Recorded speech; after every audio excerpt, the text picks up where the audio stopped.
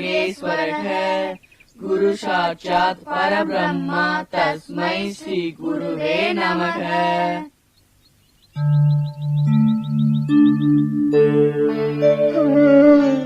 குழந்தைகளே, நமது குருகுலத்தின் சிறப்பை விளக்கும் வகையில் நீங்கள் ஒவ்வொருவரும் சிறந்த சீடர்களாக விளங்க வேண்டும். இந்த இளம் வயதிலேயே உங்கள் மனதில் பதியும் இந்த கருத்துக்கள் தான் உங்கள் பிற்காலத்தை நன்றாக அமைய வைக்கும். இறைவனிடம் கொண்ட பக்தியில் நீங்கள் உறுதியாக இருந்தால் விரும்பியதை நீங்கள் அடைய முடியும். பக்தியினால் எதையும் சாதிக்கலாம் என்பது உண்மைதானா குருதேவா? அதில் உனக்கேன் இந்த சந்தேகம்? சிவபெருமான் இந்த பூமிக்கு வந்து பல திருவிளையாடல்கள் புரிந்தது எதற்காக? நாயன்மார்கள் மேல் கொண்ட பக்திக்காகத்தானே. அம்பிகை பல அவதாரங்கள் எடுத்தது எதற்காக? அடியார்களின் பக்தியை மெச்சி அருள் புரிவதற்காகத்தானே. திருமால் தசாவதாரம் எடுத்தது யாருக்காக? தனது பக்தர்களுக்காகத்தானே. யாருடைய பக்தி சிறந்தது குருதேவா? பக்தியில் உயர்ந்த பக்தி, தாழ்ந்த பக்தி என்ற பேதம் ஒருபோதும் கிடையாது. எப்பொழுது இறைவன் மனமிறங்கி தங்களுக்கு காட்சியளிக்கின்றானோ அப்பொழுதே அது சிறந்த பக்தியாகி விடுகிறது. சிறு பிள்ளையான பிரகலாதனின் பக்தியை பல பெரியவர்கள் தங்களுக்கு முன்னுதாரணமாக கொண்டிருக்கிறார்கள் என்றால் அந்த பக்தியை எவ்வாறு விளக்குவது? குருதேவா, அவருடைய வரலாற்றை எங்களுக்கு சொல்கிறீர்களா? பிரகலாதனின் தந்தை இரண்யன் தன் தம்பி இரண்யாட்சனை திருவதற்காக திருமால் மீது கோபம் கொண்டார். மேலும் பல வரங்கள் வேண்டி பிரம்மனை நோக்கி கடும் தவம் புரிந்தான் இரண்யன். ஓம் பிரம்மதேவாய நமஹ. ஓம் பிரம்மதேவாய நமஹ. ஓம் பிரம்மதேவாய நமஹ. ஓம் பிரம்மதேவாய நமஹ. ஓம் பிரம்மதேவாய நமஹ. ஓம் பிரம்மதேவாய நமஹ. ஓம் பிரம்மதேவாய நமஹ. ஓம் பிரம்மதேவாய நமஹ. ஓம் பிரம்மதேவாய நமஹ.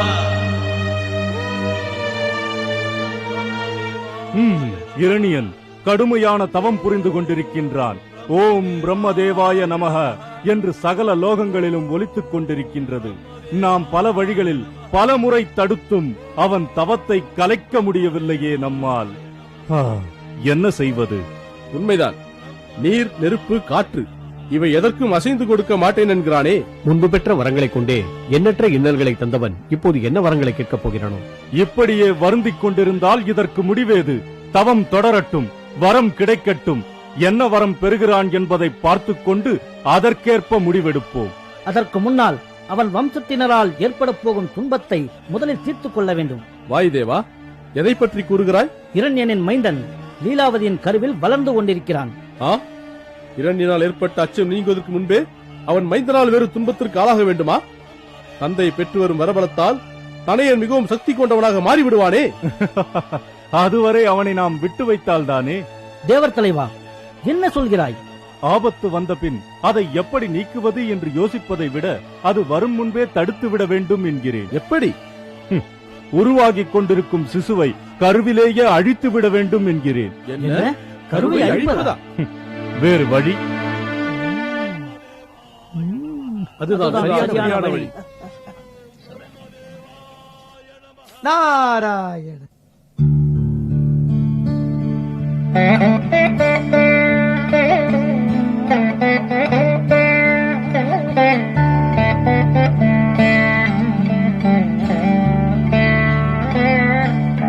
நாராயண நாராயண.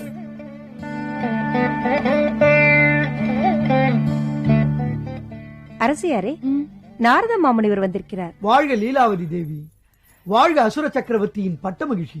வாருங்கள் மாமுனிவரே, ஆசி அருளுங்கள். இந்த நிலையில் நீ எழுந்து நின்று வணங்க வேண்டும் என்பதில்லையம்மா. எனது பரிபூர்ண ஆசிகள் உனக்கு என்றென்றும் உண்டு. உலகத்தை வாழ வைக்கும் உயர்ந்த மகனை நீ பெற வேண்டும் என்று வாழ்த்துகிறேன். ஆஹா மாமுனிவரே, தங்களின் வாழ்த்தால் என் உள்ளம் பூரிக்கிறது. முக்காலமும் உணர்ந்தவரின் வாக்கு எக்காலமும் பொய்க்காது என்கிற நம்பிக்கை எனக்கு இருக்கிறது. உனது நம்பிக்கை நிறைவேற வேண்டுமே என்ற ஆதங்கம் எனக்கும் இருக்கிறது. இருந்தாலும் என்ன முனிவரே? ஒன்றுமில்லை. இல்லை, தாங்கள் ஏதோ சொல்ல வந்தீர்கள், அதை மறைக்க பார்க்கிறீர்கள். வேண்டாம் அம்மா, நான் சொல்வதை நம்பி நீ என்னோடு புறப்பட்டு வருவாயா என்ன? பட்ட மகிழ்ச்சியான உனக்கு இந்த பராரி அமைத்து தரும் ஆசிரமத்தில் வந்து வாழ வேண்டும் என்றால் பிடிக்குமா என்ன? என்ன முனிவரே அப்படி சொல்லிவிட்டீர்கள்? தங்களைப் போன்ற தவச்சீலருடன் ஞானியர் பல வாழுகின்ற கானகத்தில் எளிமையாக அமைக்கப்பட்ட ஒரு ஆசிரமத்தில் வாழ்வதென்றால் நான் பாக்கியமல்லவா செய்திருக்க வேண்டும்? இந்த அரண்மனை ஆரவாரங்களுக்கு நடுவே என் மகன் பிறப்பதை விட எளிமையாக அமைக்கப்பட்ட ஒரு சிறு குடிலில் பிறப்பது மிகச் சிறப்பு. அப்படியா சொல்கிறாய்? ஆம் முனிவரே, உண்மையிலேயே என் மனதில் என்னையும் அறியாமல் அப்படி ஒரு ஆசை இருந்தது. திருக்கால ஞானியான தங்களுக்கு அது தெரிந்ததானோ என்னவோ இப்படி சொல்கிறீர்கள் என்று கூட வியப்பாக இருக்கிறது. அப்படியானால் சரி, இப்போதே என்னுடன் புறப்படு. புறப்படலாம், ஆனால் எனக்கு நன்றாக தெரியும், அரண்மனை சுகபோகங்களை அனுபவித்த உன்னை போன்றவர்களுக்கு ஆரண்யவாசம் பிடிக்காது. அப்படியெல்லாம் இல்லை முனிவரே. அரச பொறுப்பு ஏற்றிருக்கும் அமைச்சரிடம் நாம் எங்கு செல்கிறோம் என்று சொல்லிவிட்டு சென்றால் வேறு வினையே வேண்டாம். யாருக்கும் தெரியாமல் உன்னை அழைத்து செல்லலாம் என்று நான் இங்கு வந்தால் நீ ஊருக்கே சொல்லிவிட்டு வருகிறேன் என்கிறாயே. இல்லை, இப்பொழுதே தங்களுடன் புறப்படுகிறேன். வேண்டுமானால் உன்னுடன் யாரையாவது உதவிக்கு அழைத்துக் கொண்டு வா. அம்மா, யாராவது கேட்டால் நான் அழைத்து சென்றதாக கூறிவிடு. நாராய். அப்படியே ஆகட்டும். மாலினி, என்னுடன் வா.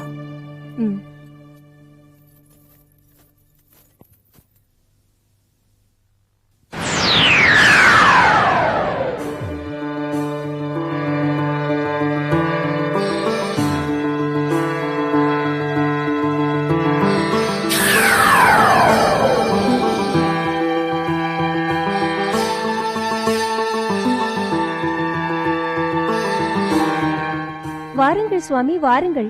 இப்படி அமருங்கள். என்ன இது? என்ன சுவாமி? மாமுனிவரான யாம் தாமாக இங்கு வந்திருக்கிறோம். உங்கள் மகாராணி வந்து வரவேற்க வேண்டாமா? அது ஏன் நிற்கிறீர்கள்? இமயத்தில் இருந்து மகரிஷி ஒருவர் வந்திருக்கிறார் என்று கூறி உடனே அழைத்து வாருங்கள். அரசியார் இங்கு வருவதற்கில்லை சுவாமி. என்ன, முனிவனை அவமதிக்கிறீர்களா? இப்பொழுது அவர் இங்கு வராவிட்டால்? சுவாமி, அவர் இங்கு இல்லை. என்ன, இங்கு இல்லையா? எங்கு சென்றிருந்தாலும் சரி, யாம் காண விரும்புகிறோம் என்று கூறி உடனே அழைத்து வாருங்கள். அவர் சென்றது மட்டும்தான் தெரியும் சுவாமி. ஆனால் அவர் எங்கு சென்றிருக்கிறார் என்பது எங்களுக்கு தெரியாது சுவாமி. என்ன குழப்புகிறீர்கள்? நாரத மகாமுனிவர் வந்து அரசியாரை தம்முடன் அழைத்து சென்றிருக்கிறார் சுவாமி. என்ன, நாரதர் வந்தாரா? ஆம் சுவாமி. மகாராணியார் உடனே இங்கிருந்து சென்றாக வேண்டும் என்றும் செல்லுமிடம் யாருக்கும் தெரியக்கூடாது என்றும் சொல்லிவிட்டு சென்றார் சுவாமி. யாம் வருகிறோம். நாராயணா நமோ நாராயணா, நாராயணா நமோ நாராயணா. மாமுனிவரே, இந்த அமைதியான சூழ்நிலையில் எளிமையான ஆசிரமத்தில் தங்கி இருப்பதும் தாங்கள் பாடும் பாடலை தொடர்ந்து கேட்டுக்கொண்டிருப்பதும் மனதிற்கு மிகவும் மகிழ்ச்சியாக இருக்கிறது. அதற்காகத்தான் அம்மா நான் உன்னை இங்கு அழைத்து வந்தேன். ஆனால் திரிலோக சஞ்சாரியான தாங்கள் என் பொருட்டு வேறெங்கும் செல்லாமல் இங்கேயே தங்கி இருப்பது எனக்கு வியப்பை அளிக்கிறது. அம்மா, உன்னுள் வளரும் பிள்ளையை பாதுகாத்து வளர்க்கும் கடமையை நானாக ஏற்றுக்கொண்டு விட்டேன். நன்றி சுவாமி. அரசியாரே, இந்தாருங்கள்.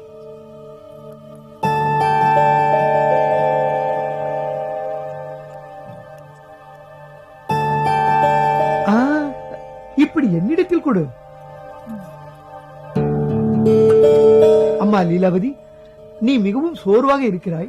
இப்படி படுத்துக்கொள். உறக்கம் வரவில்லை முனிவரே. கவலைப்படாதே அம்மா, பரமாத்மாவின் திருவிளையாடல்களை பற்றிய கதைகளை கூறுகிறேன், கேட்டுக்கொண்டே உறங்கு.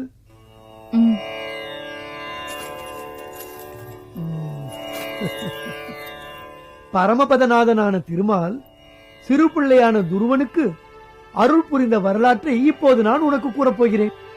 உத்தானபாதன் என்ற மன்னனுக்கு சுனீதி, சுருதி என்ற இரு மனைவிகள் இருந்தார்கள். சுருதி மன்னனை தன்வசப்படுத்திக் கொண்டு சுனீதியையும் அவள் மகன் துருவனையும் அரண்மனையிலேயே ஒதுக்கி வைத்திருந்தாள். ம், துருவன் ஒரு நாள் தந்தையிடம் பாசமாக நெருங்க சுருதி அவனை பிடித்து தள்ளிவிட்டாள். அதை மன்னன் கண்டும் காணாமல் இருந்து விட்டான். மனம் நொந்து துருவன் காட்டிற்கு சென்று சப்த ரிஷிகளை சந்தித்தான். அவர்கள் நாராயண மந்திரத்தை ஏகாந்த சிந்தையுடன் ஜெபித்தால் உன்னதமான நிலையை அடையலாம் என்று கூறினார்கள். அவனும் அந்த மந்திரத்தை ஜெபிக்க தொடங்கினான். எப்படி தெரியுமா? ஓம் நமோ நாராயணாய நமஹ, ஓம் நமோ நாராயணாய நமஹ, ஓம் ஆ?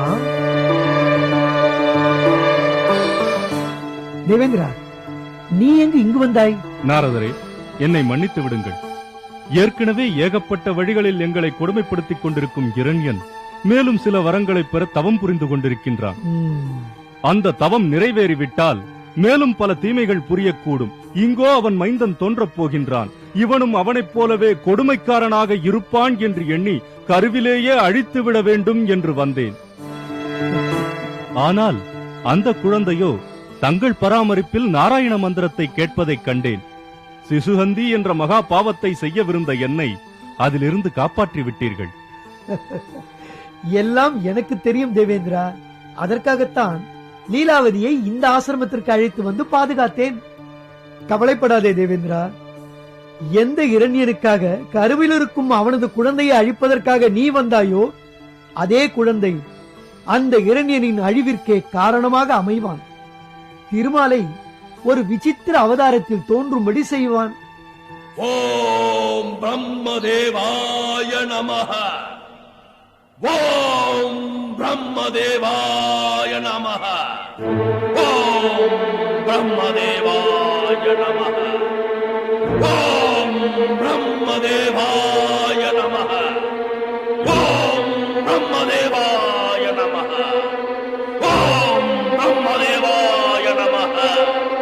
ஓம் பிரம்மதேவாய நமஹ. ஓம் பிரம்மதேவாய நமஹ. ஓம் பிரம்மதேவாய நமஹ. ஓம் பிரம்மதேவாய நமஹ. ஓம் பிரம்மதேவாய நமஹ. ஓம் பிரம்மதேவாய நமஹ. ஓம் பிரம்மதேவாய நமஹ. ஓம் பிரம்மதேவாய நமஹ. ஓம் பிரம்மதேவாய நமஹ. ஓம் பிரம்மதேவாய நமஹ. ஓம் பிரம்மதேவாய நமஹ.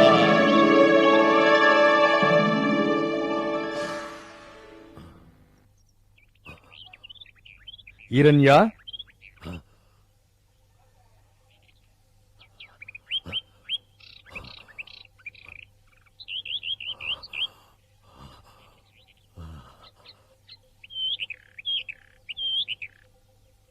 சதுர்முக நாயகா, நாமகளை நாவில் தரித்த நான்முகக் கடவுளே, நினைத்த வரமளிக்கும் படைப்பு கடவுளே, அருள் புரியுங்கள். இரண்யா, நீ விரும்பும் வரத்தை கேள். மரணமற்ற வரத்தை தந்தால் என் தவத்திற்குரிய முழுமையான பலன் கிடைத்ததாக மகிழ்வேன் பிரபு. இரண்யா, அவ்விதம் வரமளிக்க எனக்கு உரிமை கிடையாது. இருப்பினும் யாரால் உனக்கு மரணம் நேரக்கூடாது என்று விரும்புகிறாயோ அப்படி கேள். அவ்விதமே அருள்கிறோம். ஓ, நல்லது. என்னை கொல்பவன் மனிதனாகவோ மிருகமாகவோ ஏன் தேவனாக கூட இருக்கக்கூடாது. ஒரு மாளிகையின் உள்புறத்திலோ வெளிப்புறத்திலோ எனக்கு மரணம் நேரக்கூடாது. பகலிலோ இரவிலோ என் உயிர் பெரியக்கூடாது. என்னை கொல்லக்கூடிய ஆயுதம் உயிர் உள்ளதாகவும் இருக்க வேண்டும், உயிர் இல்லாததாகவும் இருக்க வேண்டும். இப்படிப்பட்ட வரத்தை தாங்கள் எனக்கு தந்தருள வேண்டும். அவ்வாறே ஆகட்டும்.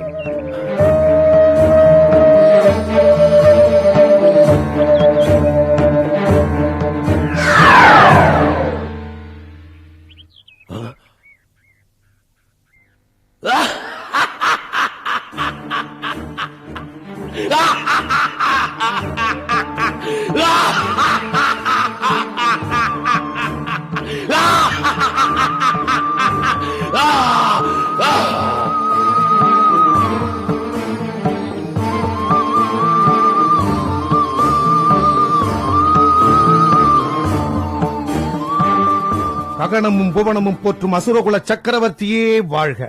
வாழ்க வாழ்க. அமைச்சரே, தாங்கள் எப்படி என்னை காண இந்த கானகத்திற்கே வந்து விட்டீர்கள்? அரசே, எனது தவம் நிறைவேறிவிட்டது என்பதை தாங்கள் எப்படி அறிந்து கொண்டீர்கள்? நமது அசுரகுல குரு சுக்கராச்சாரியர் இருக்கும்போது நாங்கள் அறிந்து கொண்டதில் வேப்பன் இருக்கிறது. அரசே, தாங்கள் மகத்தான வரத்தை பெற்றுவிட்டீர்கள் என்றும் இனி ஜெகமனைத்தும் தங்களுக்கே அடிமை என்றும் அவர்தான் எங்களிடம் கூறி இங்கு அனுப்பி வைத்தார். குருநாதருக்கு நன்றி எப்படி தெரிவிப்பதென்றே எனக்கு புரியவில்லை. இத்தகைய தவத்தை செய்ய வேண்டியதின் அவசியத்தை கூறி என்னை அனுப்பி வைத்தவரே அவர்தானே. அமைச்சரே, நான் பெற்ற வரங்களுக்கு முன்னால் வானவரும் மானிடரும் எனது தாழ் பணிந்து வாழ வேண்டிய நிலை வந்துவிட்டது. ஆமாம், தங்களுடைய வரபலத்தால் அசுரகுலம் இழந்திருந்த சகல உரிமைகளையும் மீண்டும் பெற்றுவிட்டது பிரபு. தங்களுடைய தம்பி ரண்யாட்சனை கொன்ற அந்த பரந்தாமனுக்கு இனி எந்த மரியாதையும் இல்லாமல் செய்ய வேண்டும். அப்படி சொல்லுங்கள் அமைச்சரே. இன்று முதல் மண்ணிலும் விண்ணிலும் எங்கும் என் பெயரால் பூஜையில் நடக்க வேண்டும் என்று உத்தரவிடுங்கள்.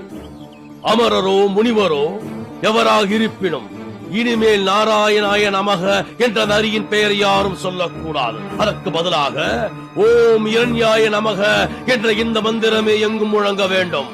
அண்டங்களை பிளந்து செல்லும் இரண்ய மந்திரத்தின் ஒளி அந்த ஹரியின் காதுகளில் ஆராசமாக பாய வேண்டும். அந்த அவமானம் தாங்காமல் அவனே நம்மை தேடி இங்கு வர வேண்டும். இதையும் மீறி என் திருநாமத்தை எவராது சொல்ல மறுத்தால் அவன் ராஜ துரோகியாக கருதப்பட்டு தண்டிக்கப்படுவான். தங்கள் ஆணையை மீறும் துணிச்சல் யாருக்கு உண்டு அரசே? இந்த கணம் முதல் மூ உலகங்களிலும் தங்களுடைய திருநாமமே ஒலிக்கும். ஒருவரை ஒருவர் பார்க்கும் பொழுது ஓம் ரண்யாய நமகா என்ற மகா மந்திரத்தை சொல்லிவிட்டே பேசத் தொடங்குவார்கள். குருகுலங்களில் குழந்தைகளுக்கு கற்றுத்தரும் முதல் மந்திரமே தங்களுடைய திருப்பெயராக விளங்கும் அரசே. ஆஹா, மகிழ்ச்சி அமைச்சரே, மகிழ்ச்சி. என் மனைவி லீலாவதி கருவுற்றிருக்கும் நேரத்தில் பிடிவாதமாக அவளை பிரிந்து தவம் புரியச் சென்றேன். இப்போது தங்களுக்கு ஒரு அழகான ஆண் வாரிசை பெற்றுத் தந்திருக்கிறார் அரசே. திரு பிரகலாதன் என பெயர் சூட்டப்பட்டிருக்கும் அவர் இப்போது குருகுல கல்வி பயிலும் பருவத்தை அடைந்திருக்கிறார். அமைச்சரே, வாருங்கள், உடனே அரண்மனைக்கு சென்று அவர்களை மன்னா, அவர்கள் என்ன தயக்கம்? இப்போது அவர்கள் அரண்மனையில் இல்லை. வேறெங்கு இருக்கிறார்கள்? தங்களுடைய தேவியார் கருவுற்றிருந்த காலத்திலே நாரதர் வந்து அவர்களை தம்மோடு அழைத்துச் சென்று இனிய கானகத்தில் தம்முடைய ஆசிரமத்தில் தங்க வைத்து விட்டார். இப்பொழுது அவர்கள் அங்குதான் இருக்கிறார்கள் அரசே. அப்படியா? நல்லது, அங்கே சென்று அவர்களை காண்போம். அப்படியே ஆகட்டும் அரசே. பிரதானிகளே, மன்னரின் ஆணையை உடனே நிறைவேற்றுங்கள். இனிமேல் நாடெங்கும் ஒலிக்க வேண்டிய மகாமந்திரம் என்ன? ஓம் இரண்யாய நமக, ஓம் இரண்யாய நமக, ஓம் இரண்யாய நமக. ஓம் நமோ நாராயணாய நமः. ஓம் நமோ நாராயணாய நமः. ஓம் நமோ நாராயணாய நமः. ஓம் நமோ நாராயணாய நமः. ஓம் நமோ நாராயணாய நமः.